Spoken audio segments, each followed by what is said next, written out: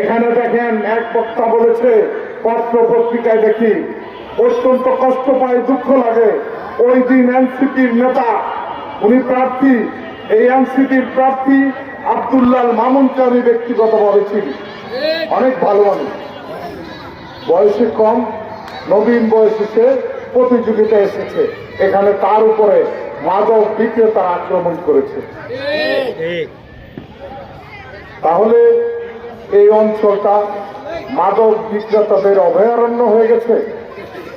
অনেক বাগা বাগানে তারা অনেককে শাসায়। কেন রে ভাই শাসাস? তাহলে এই যে তারা বাগা বাগা নেতা, আরে এই এই কি বলে, মুখ লেসতে একটা শিশু, মুখ লেসের আহ্বানে কত ভালো মানুষ এখানে হয়েছে। বাগা বাগা নেতারা সারাদিন কাছে বইল, এই 4 ভাগের 1 ভাগ মানুষ উপস্থিত হয় না। কেন হয় না? তারা দিনে ভালো মানুষের সাথে চলে, রাতে মাদক ব্যবসায়ীদেরকে মাসহারা নেয়, মাসহারা। এবং আত্মীয় স্বজন ভাই বাতি যারা মাদক ব্যবসার সাথে জড়িত, সাবধান হয়ে যান। কথা কিন্তু আমি বলে দিব, আমি কিন্তু কাউকে ভয় পাই না আল্লাহ ছাড়া।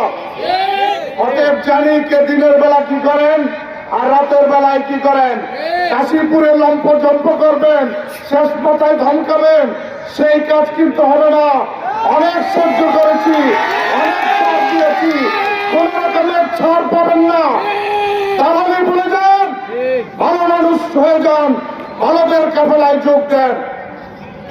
12 তারিখের পরে কোন খারাপ মানুষ এই অঞ্চলে বসবাস করতে পারবে না। আপনারা দিবেন না। আমরা ভালো মানুষের দলে রয়েছি।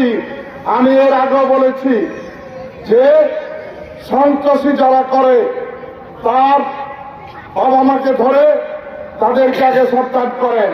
যদি কথা না শুনে আমাকে বলবেন। আইন শৃঙ্খলা বাহিনী সকল সময় প্রস্তুত রয়েছে।